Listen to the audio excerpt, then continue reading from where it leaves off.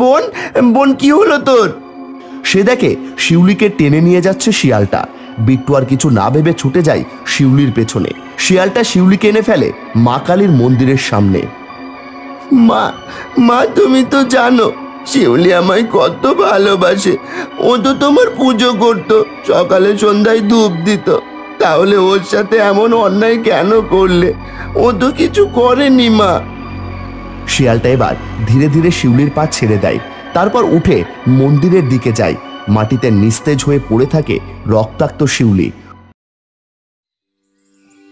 সকালের আলো উঠেছে একটু আগে। ভেজা মাটির গন্ধে ভরা উঠোনে দাঁড়িয়ে আছে ছোট্ট বিট্টু, হাতে একটা ঝাঁটা। এক কোণ থেকে সে ধীরে ধীরে ঝাঁট দিতে শুরু করেছে। এই সময় ঘর থেকে বেরিয়ে এলো লীলা, তার সৎ মা। এই যে বিট্টু, এখনো তুই উঠোন পরিষ্কার করছিস? একটা উঠোন ঝাঁট দিতে এতক্ষণ লাগে নাকি? আসলে কাল বৃষ্টি হলো না, তাই পাতা বেশি পড়েছে, ওই জন্য একটু সময় লাগছে মা। তোর তো সবকিছুতেই বেশি সময় লাগে। আর কাজ, সেটার কথা না হয় আর বললাম না। দেখ, ওই কোনায় ধুলো জমে আছে, দেখছিস না? দেখছি, এখানটা সবে শুরু করেছি মা, আর একটু সময় দাও। এই, তোকে বলেছি না আমার কানের কাছে 14 বার মা মা করবি না? অসহ্য লেগে যায় একেবারে। আমার কপালে জোটে এসে কোনো কাজেও লাগে না, এমন কপাল আমার। তাড়াতাড়ি কাজ কর, যাতে পুরো উঠোন ঝকঝকে হয়ে যায়, বলে দিলাম। আমি যতটা পারি চেষ্টা করছি মা, সত্যি বলছি। তোর চেষ্টা দিয়ে কি হবে? কোনো কাজই তো করতে পারিস না। আমি চেষ্টা করছি তো, আগের থেকে একটু তো ভালো করছি। চুপ কর, ভালো না চাই দেখাই যাচ্ছে। কি ভালো কাজ করছো তুমি? বোন স্কুলে গেছে, বাড়ি ফেরার আগে ওর জামা গুছিয়ে রাখবি, মনে থাকে যেন। হ্যাঁ মা। তোকে বললাম না মামা না করতে?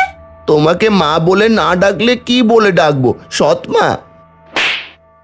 অত তোর ভাবতে হবে না, খালি মুখে মুখে কথা বলতে শিখেছিস। মনে রাখিস, আমি তোর নিজের মা নই, ঠিক আছে? তাই বেশি মাথায় ওঠার চেষ্টা করিস না। বিট্টুর মুখ থমথমে। সেই থাপ্পড়টা যেন শরীর নয়, গিয়েছিল তার মনের গভীরে। সে কিছুক্ষণ চুপ করে থাকে, তারপর মুখ তুলে তাকায়। মুখ বন্ধ করে চুপচাপ দাঁড়িয়ে না থেকে কাজগুলো সার। আমি যাই, ভেতরে যাই। আমি সব কাজ করে দিলে মা নিশ্চয়ই আমাকে ভালোবাসবে। বোনকে যেমন ভালোবাসে আমাকেও তেমন ভালোবাসবে।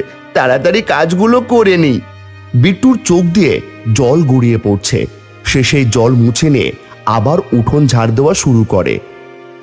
বিট্টু সবে উঠোন ঝাড় দেওয়া শেষ করেছে। তার ছোট্ট পিঠটা ঘামে ভিজে উঠেছে। জল না খেয়েই সে একে একে সারা বাড়ির কাজ করতে শুরু করলো। সে গামলায় জল ভরে এনে রান্নাঘরের কোণে রাখলো। বাবার জামা ধুয়ে রোদে মেলে দিল। চাল বেছে একদিকে রাখলো, আর আলুগুলো বেছে পাশের ঝুড়িতে সাজিয়ে রাখলো। চোখে মুখে ক্লান্তি, তবুও মুখে কোনো অভিযোগ নেই। মা, ও মা। এই তো আমার মাটা এসে গেছে। আয় আয়, চল ঘরে, জামা কাপড় বদলাবি, তারপর খেতে দেব। বিট্টু, কোথায় গেলি? এই তো মা, কাজ করছিলাম। বোন এসেছে স্কুল থেকে, দাঁড়িয়ে থাকবি নাকি বোনের জামা কাপড়গুলো পাল্টে ওকে খাইয়ে দিবি? হ্যাঁ মা, যাচ্ছি। আর শোন, ঘরের মেঝেটা আজ আর একবার মুছে দিস, আর আবার ঘরের ওদিকে জানলাটাও পরিষ্কার করবি। আচ্ছা মা। বিট্টু শিউলির কাছে গিয়ে ধীরে ধীরে তার স্কুল ড্রেস খুলে ঘরের জামা পরিয়ে দেয়। তারপর একটা প্লেটে খাবার সাজিয়ে তাকে খাওয়ায়। দাদা, তুই খেলি না? তোকে আগে খাওয়াই, তারপর আমার খাওয়া। সব কাজ সেরে বিট্টু শিউলির পাশে একটু বসে। পাশে রাখা একটা পুরনো ব্যাগ থেকে দুটো খাতা আর একটা ছেঁড়া বই বার করে সে নিজেও পড়তে বসে। এই, কি করছিস? কাজ ফেলে বই নিয়ে পড়ছিস তুই? মা, সব কাজ করে দিয়েছি, এবার একটু পড়তে বসি। অনেকদিন পড়তে বসি না মা। তোকে পড়তে কে বলেছে? তোর কাজ হলো ঘরের কাজ করা, স্কুল টুল তোর জন্য নয়, বুঝলি? আর সব কাজ হয়ে গেছে মানে যা গিয়ে সন্ধ্যা দে চুপচাপ। মা, দাদা সারাদিন তো ঘরের কাজে করে, একটু পড়তে দিলে কি হতো? রোজ তো তুমি পুজো দাও, আজকে দাদাকে বলছো কেন? তুই আবার আমার মুখে মুখে কথা বলিস? দাঁড়া, তোকে আমি। বলেই লীলা শিউলির কান মুলে দেয়। শিউলি ব্যথায় চেঁচিয়ে ওঠে আর বিট্টু অসহায় চোখে তাকিয়ে থাকে। কে রে ওখানে? সে ছুটে জানলার দিকে যায়, পর্দা সরিয়ে বাইরে তাকায়, তারপর দরজা খুলে বাইরে বেরোয়। কে ছিল? ও মা, কে ছিল? জানি না, কাউকে তো দেখলাম না। যাই হোক, তোকে যেটা করতে বললাম সেটা কর গিয়ে, যা। দিন কাটছিল এরকম ভাবেই। মার খেয়ে অপমান সয়ে বিট্টু নিজেকে হারায়নি। সে প্রতিদিন ঘরের প্রতিটি কাজ হাসি মুখেই করত, কেবল একটা ইচ্ছে, যদি একটু পড়তে পেত। দিন গড়ায়, শিউলির জন্মদিন এগিয়ে আসে। আর সেই জন্মদিনের আগের দিন সকালে বিট্টু যখন রান্নাঘরের চৌকাঠে দাঁড়িয়ে ভাত চড়াবে, ঠিক তখনই বাড়ির উঠোনে কার যেন আওয়াজ শুনতে পেল। কই রে, সব গেলি কই? ও মা, দিদা তুমি এসেছো? এসো এসো, ভেতরে এসো। ছি ছি ছি ছি ছি, হাত ধরে টানাটানি করে একসা করছে। এই দূর হতো এখান থেকে, কানের কাছে দিদা দিদা করতে চলে এসেছে, যেন আমার নিজের নাতি। যত সব, খেয়ে যে কাজ নেই। দিদা, তুমি এসেছো? শিউলির ডাক শুনে লীলা তাড়াতাড়ি ঘর থেকে বেরিয়ে আসে আর তার মাকে দেখে সে বড্ড খুশি হয়। শিউলি দিদাকে নিয়ে ঘরের ভিতর চলে যায়। নীলা বিট্টুকে আদেশ দেয়, এই যে এখানে দাঁড়িয়ে না থেকে দিদার এই জিনিসপত্রগুলো ঘরে দিয়ে আয়, যা।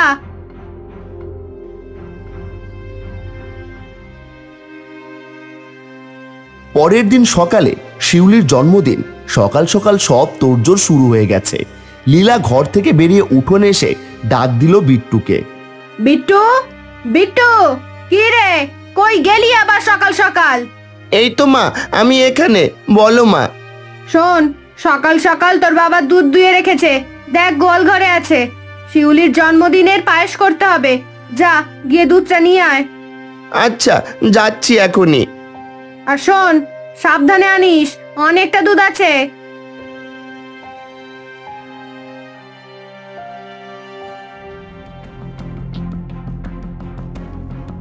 দিল দিল দিল, আমার সর্বনাশ করে দিল। এই ছেলে, কি করলি এটা তুই? সব দুধ ফেলে দিলি? এত হিংসা তোর বোনের উপর? মেয়েটার জন্মদিনের পায়েসটুকু করতে দিলি না বল? মা, এসব তুমি কি বলছো? বিশ্বাস করো, আমি বোনের পায়েসের দুধ নষ্ট করতে চাইনি। আসলে ওটা খুব ভারী ছিল তাই। ভারী ছিল? এই, তুই দূর হতো আমার চোখের সামনে থেকে। তোর জন্মটাই একটা ভুল ছিল। কি হয়েছে লীলা, এত চিৎকার কেন? এসো, এসে নিজের চোখেই দেখো, তোমার ছেলে সব দুধ ফেলে দিল। আজ পায়েস বানানো যাবে না। এই ছেলেকে দিয়ে একটা কাজও হয় না। ও তো ছোট, ভার সামলাতে পারেনি। আর তুমি অত রেগে যাচ্ছ কেন? ছোট না ছাই, ইচ্ছা করে করেছে সব। তুমি আর শাক দিয়ে মাছ ডেকো না তো। বা, আমি তো শুধু। চুপ করো, একদম চুপ করো। সকাল সকাল এই অশান্তি আমার আর ভালো লাগছে না। কি রে, তুই বসে আছিস কেন? এখানেই সারাদিন বসে থাকবি ঠিক করেছিস নাকি? দূর হ আমার চোখের সামনে থেকে, দূর হ। আরে উঠবে কি করে? দেখছো না ছেলেটার পায়ে কতটা কেটে গেছে, রক্ত পড়ছে। ও সব নাটক, একটু আঁচড় লাগলেই ব্যথার অভিনয়। আমি কি বুঝি না? বুঝে গেছি, তোমার ওর প্রতি কোনো দয়া মায়া নেই। ঠিক আছে, আমি দেখছি। তুমি ঘরে যাও, আলগা দরদ দেখানোর দরকার নেই, আমি দেখে নিচ্ছি। এই যে শোন, একটা কথা পরিষ্কার বলে দিলাম, তুই আজকে যেটা করলি না সকাল সকাল, তোর কপালে কিন্তু দুঃখ আছে। সারা দিন আজকে তোর খাওয়া বন্ধ। ঠিক আছে মা, আমি খাবো না, কিন্তু এখন শুধু একটু জল দাও। জল? আগে যে কাজগুলো বাকি আছে সেগুলো শেষ কর, তারপর জল পাবি। আর সারাদিন এই জল খেয়েই কাটাবি, মনে থাকে যেন। ঠিক আছে মা, আমি তোমার কথা মতো সব কাজ করে দিয়ে তবেই আমি জল খাবো। লীলা তারপর ঘরের ভেতর চলে যায়। অন্যদিকে দেখা যায় ঝোপের আড়াল থেকে একটা শিয়াল উকি মারছে। বিট্টু তারপর হেঁটে ঘরের ভেতর চলে গেল অন্য কাজ করতে, আর ওই শিয়ালটা ওখান থেকে চলে গেল। একে একে লোকজন আসছে। শিউলি সবাইকে হাসি মুখে স্বাগত জানাচ্ছে, মুখ ভর্তি আনন্দ। তারপর শিউলি কেক কাটলো। চারপাশে করতালের গুঞ্জন, আনন্দের ফোঁয়ারা ছুটছে। সবাই খাচ্ছে, হাসছে, গল্প করছে। রাত বাড়ছে, একে একে সবাই বিদায় নিচ্ছে। শিলা অতিথিদের এগিয়ে দিতে বাইরে বেরিয়ে যায়। এদিকে বিট্টু সারাদিন কিছু না খেয়ে একটানা কাজ করে ক্লান্ত হয়ে নিজের ঘরে এসে বসে। নিঃশব্দ ঘর, নিঃশব্দ মন। মা সারাদিন দাদাকে কিছুই খেতে দেয়নি, এখন মা বাইরে গেছে, আমি বরং এই কেকটা লুকিয়ে দাদাকে দিয়ে আসি। শিউলি এক টুকরো কেক তুলে নেয়, সাবধানে কাগজে মুড়ে রাখে। তারপর দরজার ফাঁক দিয়ে উকি মেরে দেখে মা বাইরে গেছে। সে পা টিপে টিপে দাদার ঘরের দিকে এগোয়।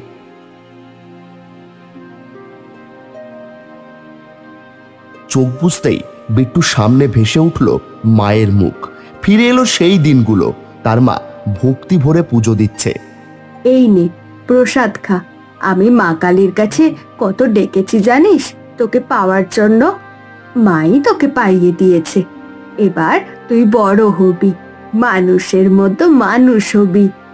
তুমি আবার এসব বলছো মা? তুমি থাকবে না মানে কি? কোথায় যাবে তুমি? না না, কোথাও যাব না, এমনি বললাম। বাবা ছেলের ভয় কি? কোথায় যাব তোকে ছেড়ে বল? মা তার হাতে একটা ছোট্ট কালীর মূর্তি তুলে দেয়। এইটা সব সময় নিজের কাছে রাখবি, বিপদে পড়লে মাই তোকে বাঁচাবে। আচ্ছা মা, রাখবো। সেই কথা মনে করে বিট্টুর চোখ বেয়ে জল গড়িয়ে পড়ে। হাতে ধরা মূর্তিটা বুকে চেপে ধরে সে বসে থাকে নিঃশব্দে। ঠিক তখনই দরজার ধারে শিউলি দাঁড়িয়ে। দাদা, এটা তোর জন্য এনেছি কেক। আমি জানি তুই সারাদিন কিছুই খাসনি, মা এখন বাইরে গেছে, তাই আমি লুকিয়ে এনেছি।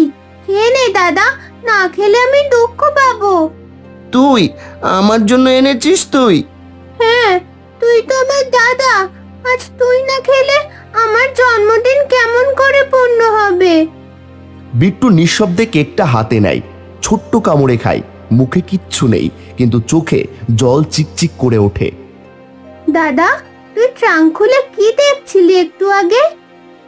এই ট্যাঙ্কের মধ্যে মায়ের কিছু জিনিস ছিল রে, তাই দেখছিলাম। বিট্টু ট্যাঙ্কের ভেতর থেকে মা কালীর ছোট্ট মূর্তিটা তুলে ধরে দেখায় শিউলিকে। দেখ, এটা মা আমাকে দিয়েছিল খুব ছোট্টবেলায়। মূর্তিটা দেখে শিউলির চোখ চকচক করে ওঠে। সে আনন্দে বলে, দাদা, এটা আমি নেব, দে না আমাকে। তুই তুই এটা নিতে চাস? হ্যাঁ দাদা। শিউলি কখনো কিছু চায়নি মুখ ফুটে। বিট্টুর কাছে এই প্রথম চাইলো। কিন্তু এই মূর্তিটা তার প্রাণের থেকেও প্রিয়, কারণ সেটার সঙ্গে জড়িয়ে আছে মায়ের স্নেহ, ভালোবাসা, আশীর্বাদ। কিন্তু শিউলি তো আজ প্রথম কিছু চাইলো, সে কি করে না বলে? ঠিক আছে, এটা আমি তোকে দিলাম, কিন্তু এক শর্তে। কি শর্ত? খবরদার মাকে বলবি না কিছু। মা এই বাড়িতে আসার পরেই কালী পুজো বন্ধ করে দিয়েছে। তখন থেকে এই বাড়িতে আর মা কালীর কোনো মূর্তি নেই। কিন্তু দাদা, মা মা কালীর পুজো বন্ধ করলো কেন? কারণ আমার মা মা কালীর খুব ভক্ত ছিল রে। নতুন মা চেয়েছিল আগের সব স্মৃতি মুছে ফেলতে। মায়ের নিজের হাতে আনা আরো বড় মা কালীর মূর্তিটাও একদিন জলে ভাসিয়ে দিয়েছিল। তারপর থেকেই কালী পুজো বন্ধ। আচ্ছা ঠিক আছে, আমি এটা লুকিয়ে রাখবো, কাউকে বলবো না। এই বলে শিউলি ছোট্ট মা কালীর মূর্তিটা বুকে চেপে ধরে ঘর থেকে বেরিয়ে যায়। তারপর থেকে শিউলি প্রতিদিন লুকিয়ে লুকিয়ে মা কালীর মূর্তিটায় ধূপ দেখাতো। কিন্তু একদিন, এই তুই কি করছিস রে? শিউলি থমকে যায়, তার হাত কাঁপে। ধূপটা পড়ে যায় মেঝেতে। লীলা দৌড়ে এসে তার হাত থেকে মূর্তিটা কেড়ে নেয়। এই মূর্তি কোথা থেকে পেয়েছিস? কে দিয়েছে তোকে? বল।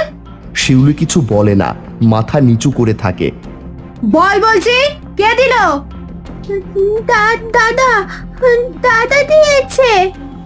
এই কথা শুনে লীলা রেগে গিয়ে বিট্টুকে ডেকে আনে। বিট্টু, কোথায় তুই?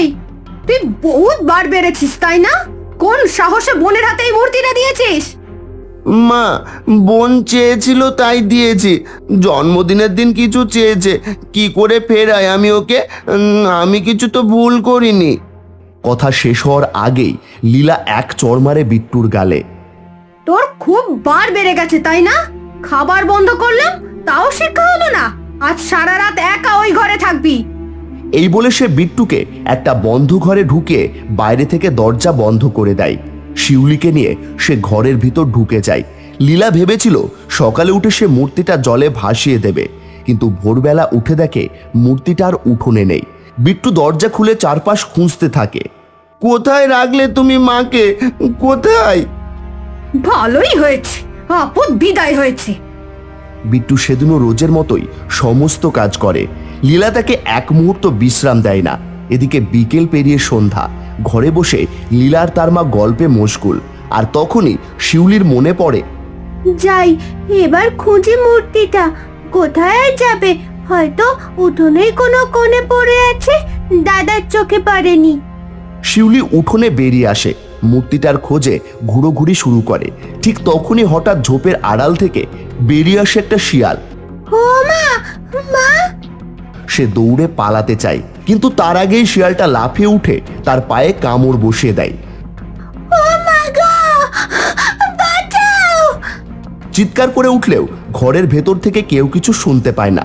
গল্পে এতটাই ডুবে সবাই। তবে বিট্টু সেই চিৎকারের আওয়াজ পেয়ে ছুটে বেরিয়ে আসে। বোন, বোন, কি হলো তোর? সে দেখে শিউলিকে টেনে নিয়ে যাচ্ছে শিয়ালটা। বিট্টু আর কিছু না ভেবে ছুটে যায় শিউলির পেছনে। শিয়ালটা শিউলিকে এনে ফেলে মা কালীর মন্দিরের সামনে। মা, মা, তুমি তো জানো শিউলি আমায় কত ভালোবাসে। ও তো তোমার পুজো করতো, সকালে সন্ধ্যায় ধূপ দিত। তাহলে ওর সাথে এমন অন্যায় কেন করলে? ও তো কিছু করেনি মা। শিয়ালটা এবার ধীরে ধীরে শিউলির পা ছেড়ে দেয়। তারপর উঠে মন্দিরের দিকে যায়। মাটিতে নিস্তেজ হয়ে পড়ে থাকে রক্তাক্ত শিউলি।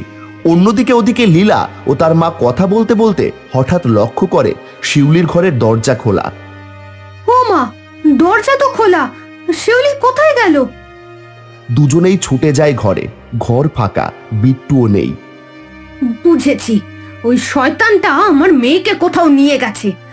আজ ওকে আমি মজা দেখাবো। পাই খালি একবার।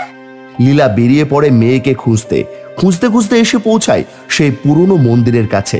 মন্দিরের সামনে পড়ে থাকা শিউলিকে দেখে চিৎকার করে ওঠে, তুই আমার মেয়েটাকে শেষ করে দিলি! তুই ঠিক আমার মেয়েটাকে টেনে টেনে এই কালী মন্দিরে এনে ফেলেছিস। শিয়ালটাকে দেখে সে আঁতকে ওঠে। মন্দিরের চাতালের উপর বসে রয়েছে সে। লীলা ভয় পেয়ে শিউলিকে কোলে তোলে। এই শিয়াল যখন এখানে আছে, তখন আজ কেউ না কেউ মরবেই। মরুক, আমি আমার মেয়েকে নিয়ে পালাই বাবা। ঠিক সেই মুহূর্তে আকাশে বাজ পড়ে। চারিদিকে ঝড়ের গর্জন। পাতাগুলো উড়ে যায়, আলো নিভে আসে। বজ্রের আলোয় শুধু দেখা যায় সেই শিয়াল, যে হঠাৎ রূপ পরিবর্তন করে ধীরে ধীরে হয়ে ওঠে মা কালী। না না, আমি কি দেখছি? তোর পাপের ঘরা পূর্ণ হয়েছে লীলা। বিট্টুর মা মরেছিল, কিন্তু বিট্টুর প্রতি আমার দয়া আছে, ভালোবাসা আছে। আমি তার আর এক মা ছিলাম, আছি, থাকবো। তুই আজ তোর অহংকার, তোর নিষ্ঠুরতা আর শত্রুতা দিয়ে যা করেছিস, তার শাস্তি তোর প্রাপ্য। অনেক অন্যায় করে ফেলেছিস তুই, আর নয়।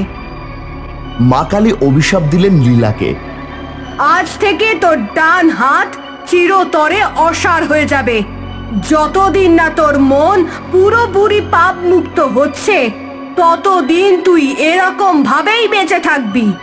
যাতে আর কোনোদিনও আমার সন্তানের গায়ে হাত না তুলতে পারিস, তার ব্যবস্থা করলাম। লীলা হাত তুলতে চাইল, পারল না। চোখের সামনে হাতটা ধীরে ধীরে অসাড় হয়ে পড়েছে। মা, তুমি শিউলিকে ভালো করে দাও মা, ও তো কিছু করেনি। শিউলির উপর আমার কোনো ক্রোধ নেই। শুধুমাত্র এই পাপের ঘরা পূর্ণ হওয়ার শাস্তি দেওয়ার জন্যই এই ছলের আশ্রয় নিতে হয়েছে আমাকে। তাই শিউলিকে আমি এমনিও ঠিক করে দেব। আর সেই মুহূর্তেই লীলার চোখের সামনে তার হাতটা একদম পাথরের মতো হয়ে যায়। সে কাঁদতে থাকে, মা কালীর সামনে নিজেকে সঁপে দিতে চায়, কিন্তু অসার হাত তুলতেই পারে না। মা, মা কালী, আমাকে ক্ষমা করো মা, আমি জানতাম না। মা, তুমি তো শাস্তি দিলে, এবার তুমি ক্ষমা করে দাও মা, মা যে অনেক কষ্ট পাচ্ছে। মা কালী চুপ, কিছুই বলেন না, শুধু গম্ভীর চোখে তাকিয়ে থাকেন। তারপর হঠাৎ এক তীব্র আলোর ছটায় তিনি মিলিয়ে যান। চারপাশ আবার অন্ধকার, ঝড় থেমে যায়, নিঃশব্দে পড়ে থাকে সেই ছোট্ট মূর্তিটা, যেটা বিট্টুর মা ওকে দিয়েছিল। শিমুলপুর গ্রামে ছিল এক গভীর অথচ শান্ত নদী। লোকজন প্রতিদিন স্নান করত, জল আনত। আর 5টা দিনের মতোই সেদিন সকালেও সানি নামে এক ব্যক্তি স্নান করতে নামে নদীতে। জলটা তখনও স্বচ্ছ। সানি মাথা ডুবিয়ে গা ধুচ্ছিল। হঠাৎ করেই, এ কি, জলটা লাল হয়ে যাচ্ছে কেন? হ্যাঁ, রক্ত, এটা তো রক্ত। কে টানছে? কে টানছে আমাকে? ছাড়ো ছাড়ো, কে আছো? বাঁচাও বাঁচাও, কে আছো? আমায় বাঁচাও। সে প্রাণপণে চেষ্টা করলো উঠে আসতে, কিন্তু তার পা কে যেন নদীর নিচ থেকে এমনভাবে টেনে ধরে আছে, সে নদীর জলে তলিয়ে গেল, আর উপরে উঠল না। বাড়িতে বসে সানির স্ত্রী রমা বারবার তাকাচ্ছিল পথের দিকে। সকাল পেরিয়ে দুপুর হয়ে গেল, তিনি এখনো স্নান সেরে ফিরলেন না। তিনার তো এত দেরি হয় না কখনো। সানিকে কোথাও খুঁজে পাওয়া যায় না নদী পারে। নদী যেন তখন একেবারেই নির্বিকার। শেষমেশ নিরাশ হয়ে রমা বাড়ি ফিরে যায়। দুপুর পেরিয়ে বিকেল হয়ে গেল। গ্রামের কয়েকজন বাচ্চা ছেলে নদীতে নামলো। ওদের হাসি, জল ছেটানো, খেলা সবকিছুই যেন স্বাভাবিক। কিন্তু হঠাৎই, ওই দেখ, কেউ ভেসে উঠেছে। ওমাগো, এটা তো কার একটা দেহ মনে হচ্ছে, আবার পিঠের ওপর রক্ত। গ্রামের লোকজন ছুটে এলো। কয়েকজন নদীতে নামলো, টেনে তুলল সেই মৃতদেহ। তারপর যা দেখলো, গা শিউড়ে উঠল তাতে। সারা শরীরে রক্ত, মুখের অর্ধেকটা যেন কেউ কামড়ে খেয়েছে। চেনা যায় না, কিন্তু চোখ, হাত এসব দেখে বোঝা গেল যে এটা সানির দেহ। ওগো, এ তোমার কি হলো? আমার কপালটা পুড়ল গো।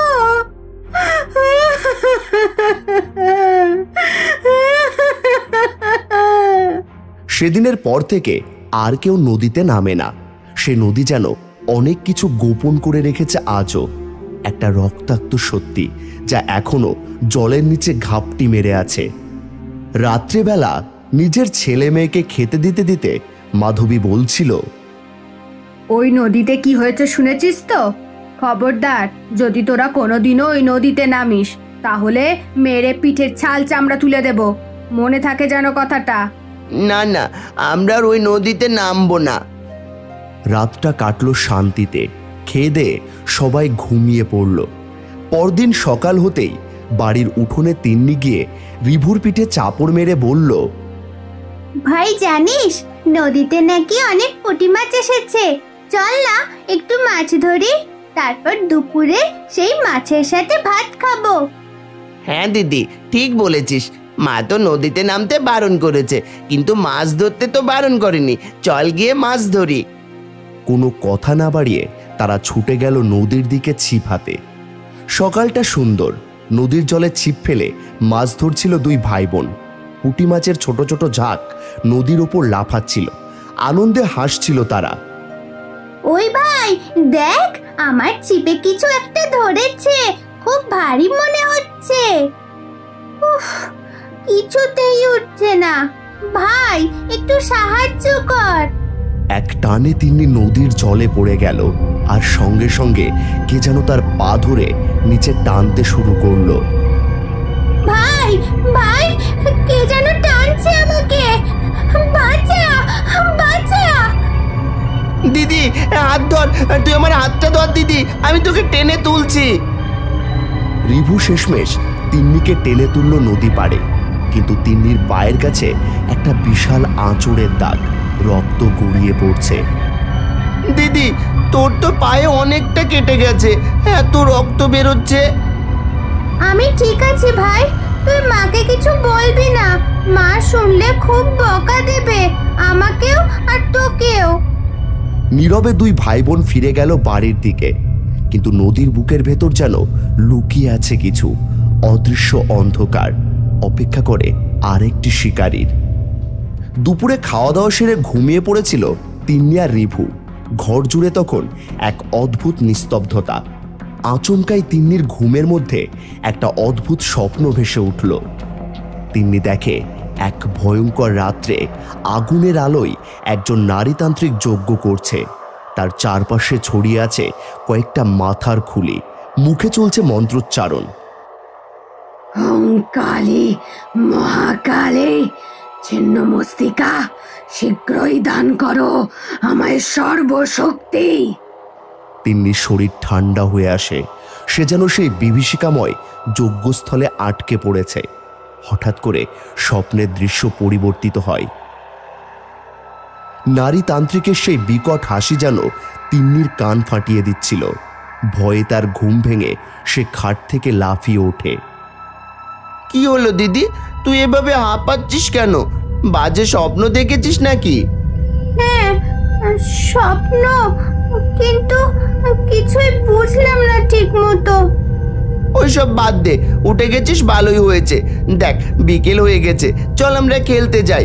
এখন গেলে অনেকক্ষণ খেলতে পারবো, সন্ধে হয়ে গেলে মা বেরোতেই দেবে না। বেশ চল তবে। এরপর রিভু তিন্নির পায়ের দিকে তাকিয়ে বলল, আচ্ছা দিদি, তোর পায়ে ব্যথা কমেছে? হ্যাঁ এখন অনেকটাই কমে গেছে। তারপর তারা দুই ভাই বোন ঘর থেকে বেরিয়ে গেল খেলতে। খেলার শেষে তিন্নি আর রিভু বাড়ি ফিরে আসে। রাত্রে খাওয়া দাওয়া শেষ করে মাধবী ঘরে ঢুকে ঘুমানোর জন্য। এ কি, তিন্নি ঘুমিয়ে ঘুমিয়ে কি বলছে ভাবে? আগে তো কখনো এমন দেখিনি। মাধবী তিন্নির কপালে হাত রাখে, সাথে সাথে আঁতকে ওঠে। তিন্নির শরীর আগুনের মতো গরম। হে ভগবান, এত জ্বর! মাধবী তখন তিন্নির পায়ের দিকে তাকিয়ে দেখে তিন্নির পায়ে একটা কাপড় জড়ানো। দ্রুত কাপড়টা খুলে ফেলে সে। এটা কি হয়েছে তিন্নির পায়ে? মাধবী ছুটে গিয়ে রিভুকে ডাকে। রিভু, এখুনি এখানে আয়। কি হলো মা? সত্যি করে বলতো, তিন্নির পায়ে কি হয়েছে? রিভু কিছু না বলে চুপ করে দাঁড়িয়ে থাকে। কি হলো? চুপ করে আছিস কেন? কিছু জিজ্ঞাসা করছি তো আমি নাকি? বলছি মা, বলছি।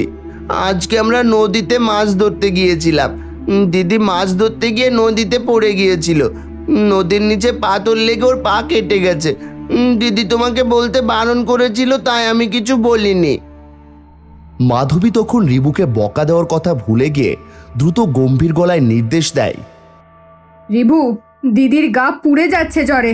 তুই বাবাকে বল তাড়াতাড়ি গিয়ে ওষুধপত্র এনে দিতে বল। আমি দেখি কি করা যায়। রিভু মাথা নেড়ে দৌড়ে চলে যায়। মাধবী তিন্নির মাথার কাছে বসে ঠান্ডা জল দিয়ে বারবার জলপট্টি দিতে থাকে। এইভাবে সারা রাত কেটে যায়। এরপর থেকে ডাক্তারের দেওয়া ওষুধে তিন্নির অবস্থা একটু একটু করে ঠিক হতে শুরু করে। তবে সমস্যা শুরু হয় রাত নামলেই। প্রতিদিন সন্ধ্যা গুড়িয়ে রাত নামলেই তিন্নির শরীর আবার জ্বরে পুড়ে ওঠে। কি যে হলো মেয়েটার? দিনভর ঠিক থাকে, আর রাতে এরকম মারাত্মক জ্বর কেন? রাতের বেলা তিন্নি ঘুমিয়ে থাকলেও হঠাৎ অদ্ভুত অদ্ভুত কথা বলতে শুরু করে। মনে হয় যেন তিন্নির মধ্যে অন্য কেউ ভর করেছে। ওরা আসছে, কালো ছায়ারা। আমি যেতে চাই না, আমি যেতে চাই না। মাধবীর গা ঘামছে। সে হাত জোর করে বিড়বিড় করে মা কালীকে ডাকতে থাকে। মা, মা কালী, আমার মেয়েকে বাঁচাও মা। তুমি কিচ্ছু করতে পারবে না, ও আসছে, ও আসছে। মাধবী স্তব্ধ হয়ে যায়। তার গলা দিয়ে কোনো আওয়াজ বেরোয় না। কোনো রকমে সেই রাতটা পার হলো। তিন্নি কখনো চিৎকার করে উঠছিল, কখনো ঘামে ভিজে যাচ্ছিল, আবার কখনো অস্পষ্ট গলায় এমন সব কথা বলছিল যেগুলো কেউ ঠিকমতো বুঝতেই পারছিল না। মাধবী সারা রাত ভয়ে ভয়ে তার মাথার কাছে বসে থাকলো। সকাল হতে হতে তিন্নির জ্বর কিছুটা কমলো, তবে সেই আতঙ্ক মাধবীর মনে গেঁথে রইল। এসবের মধ্যেই হঠাৎ করে মাধবীর রিভুর বলা কথাটা মনে পড়ে গেল। সেই পুকুরে পড়ে যাওয়ার পর থেকেই তো তিন্নির এই অস্বাভাবিক জ্বর শুরু হলো। না, এ কেবল অসুখ নয়, হয়তো কোনো অশুভ প্রভাব। মাধবী আর দেরি না করে সে ছুটল ফুলমতি দিদার কাছে।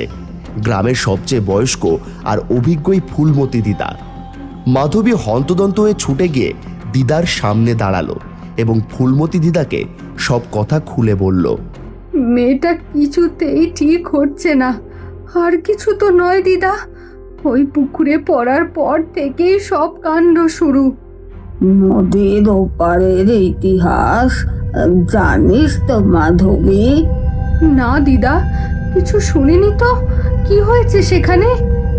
ফুলমতি দিদা একটা দীর্ঘশ্বাস ফেললেন, যেন বুকের ভেতর জমে থাকা একটা বহু পুরনো স্মৃতি টেনে আনলেন। আজ থেকে কম করে 50 বছর আগের কথা।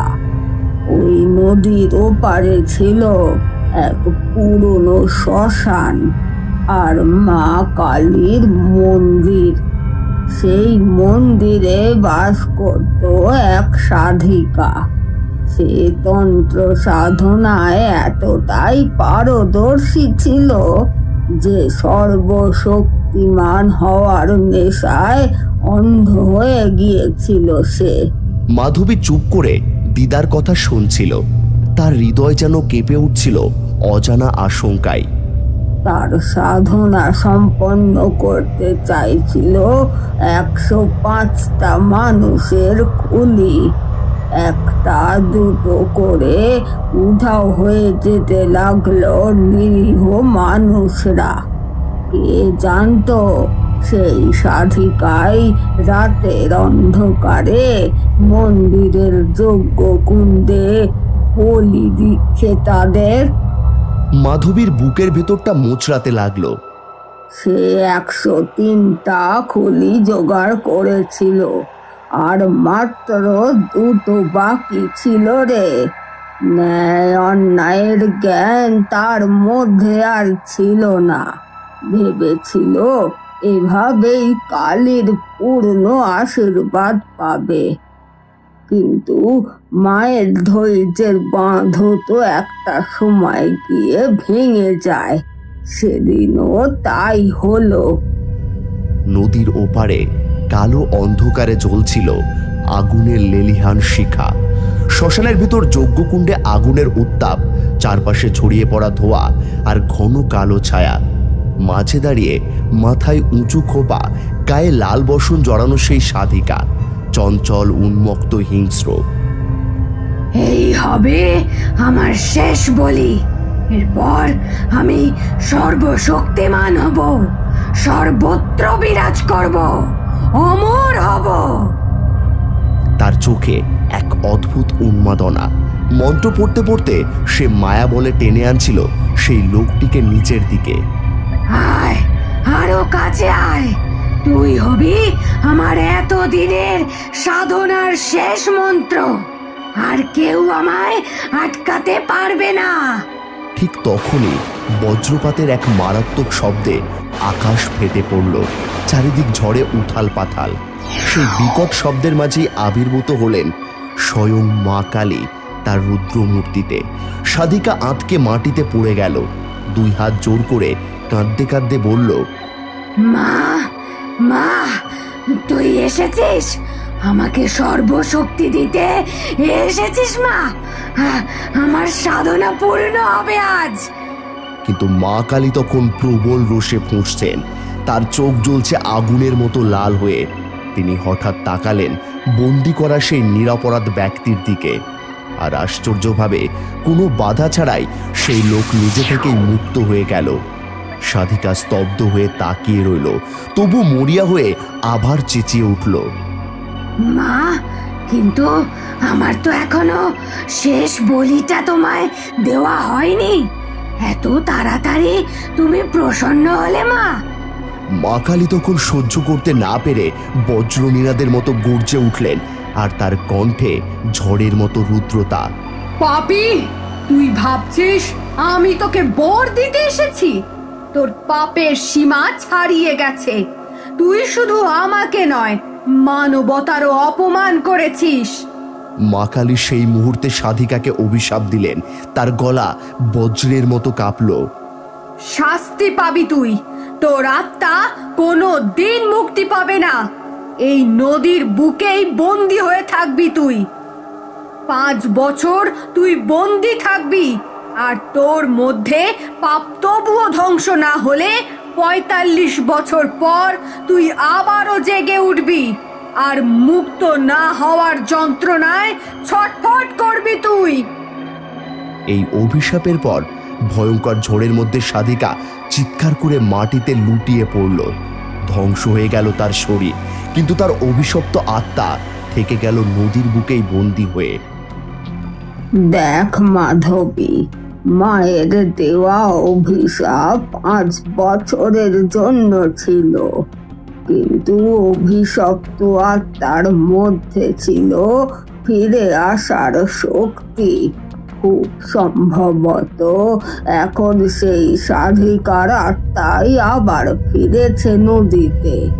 আগের মতোই সে ফের একজনকে টেনে নিয়ে যাচ্ছে। ফুলমতি দিদার কথা শেষ হতেই মাধবী আতঙ্কে ফেটে পড়ল।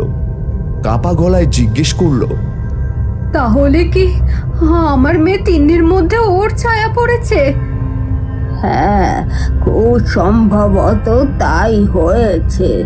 আর এভাবে চলতে থাকলে তুই কিন্তু তোর মেয়েকে আর বাঁচাতে পারবি না। এই কথা শুনে মাধবী ভেঙে পড়ল কান্নায়। মাধবী কান্নায় ভেঙে পড়তেই ফুলমতি দিদা তাকে আশ্বাস দিলেন, এইভাবে কান্নাকাটি করিস না রে। এখন ভাব কিভাবে তোর মেয়েকে ওই অভিশপ্ত সাধিকার হাত থেকে বাঁচাবি। মাধবী কাঁদতে কাঁদতেই বললেন, কিন্তু দিদা, আমি এখন কি করব? আমি তো কোনো উপায় জানি না। আমি কি কোনো তান্ত্রিকের সাহায্য নেব? ফুলমতি দিদা মাথা নেড়ে বললেন, না রে মেয়ে, সেরকম কিছু করে তুই কিছুতেই উপকার পাবি না। ওই সাধিকা ছিল সর্বশক্তিময়ী। এখনকার কোনো তান্ত্রিক, কোনো ওঝা তার সামান্য নয়।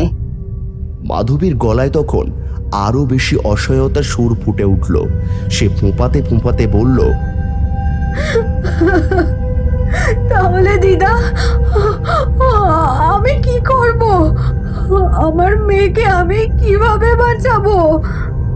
ফুলমতি দিদা একটু থেমে গম্ভীর গলায় বললেন, শুধু একজনই আছে যে তোর মেয়েকে বাঁচাতে পারে, স্বয়ং মা কালী।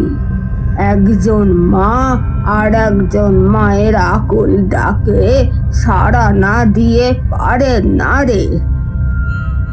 তুই যদি অন্তর থেকে মাকে ডাকিস, যদি দিন রাত এক করে মা কালীর নাম জপিস, আমার বিশ্বাস মা তোর ডাকে আসবেন।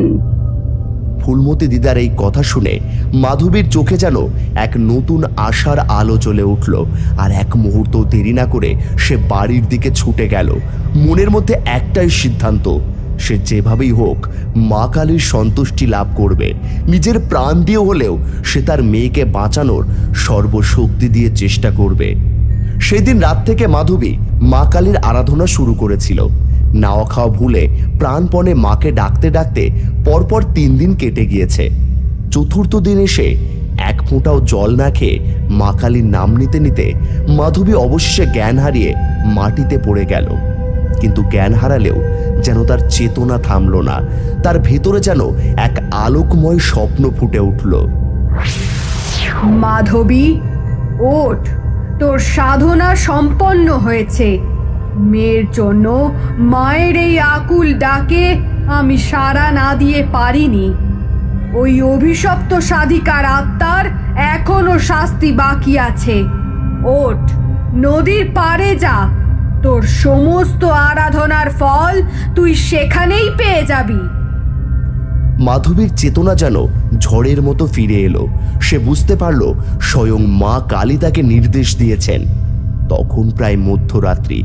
তিনি গভীর ঘুমে অচেতন। মাধবী তাকে কোলে তুলে নিয়ে দরজার বাইরে বেরিয়ে পড়ল। তারপর সোজা নদীর পাড়ের দিকে। নদীর পাড়ে পৌঁছে সে তিন্নিকে মাটিতে শুইয়ে দিল। তারপর দুই হাত জোর করে চোখ বন্ধ করে প্রাণ ভরে মা কালীর নাম জপতে লাগলো। মুহূর্তের মধ্যে নদীর জল অস্বাভাবিকভাবে উত্তাল হয়ে উঠল, যেন নদী জেগে উঠল বিশাল কোনো প্রাণীর মতো।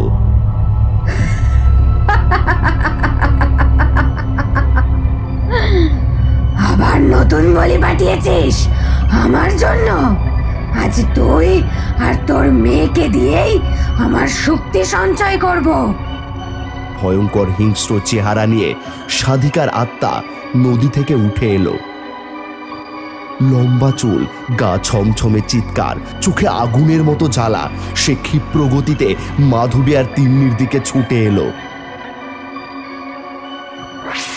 দুষ্ট আত্মা, এবার তোর সর্বনাশের সময় হয়েছে।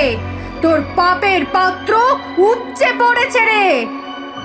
মা কালীর চোখে তখন আগুনের মতো লাল রক্তবর্ণ, চুল উঠছে, মুখে প্রচন্ড রোষ। এক হাতে খাড়া, আর এক হাতে মুদ্রিত ভয়ঙ্কর মুদ্রা। না, আমি ফিরে আসব, আমি আবার ফিরে আসব। তুই আর তোর এই পাপী আত্মা কোনো মহৎ কর্ম করা তো দূর, মানুষকে বিপদে ফেলা ছাড়া কোনো কিছুই করতে পারে না। আগে আমি তোর শরীরকে বিনাশ করেছিলাম, কিন্তু তোর আত্মাকে বিনাশ না করা অবধি তুই থামবি না। তাই আজই আমি তোর আত্মাকে চিরকালের মতো বিনাশ করে দেব। মা কালী প্রচন্ড গর্জন করে আকাশের দিকে খাড়া তুললেন। তারপর অগ্নিদাহকারী রোষে সেই খাড়া এক ঝটকায় ছুঁড়ে মারলেন সাধিকার দিকে। খাড়া গিয়ে বিদীর্ণ করে দিল সেই অভিশপ্ত আত্মাকে। সাধিকার আত্মা আর্তনাদ করতে করতে নদীর জলে ডুবে গেল। নদী যেন সেই মুহূর্তে শান্ত হয়ে গেল। অভিশাপের যুগের অবসান ঘটল। মা কালী মাধবীর দিকে তাকিয়ে এক স্নেহভরা হাসি দিয়ে ধীরে ধীরে অদৃশ্য হলেন। আর তিন্নির জ্বরও সাথে সাথে একেবারে কমে গেল। সে আবারও আগের মতো স্বাভাবিক হয়ে গেল। এক মায়ের ডাকে সাড়া দিয়ে আর এক মা এসে অন্যায়ের পতন ঘটালেন। মা কালী পাপীদের শাস্তি দেন বিচ্ছিন্নভাবে, কিন্তু এ শুধু পাপের শাস্তি নয়, তার সাথে মায়ের স্নেহও মিশে আছে। তারপরে বহু বছর কেটে গিয়েও সেই নদীতে আর ফিরে আসেনি সেই সাধিকা।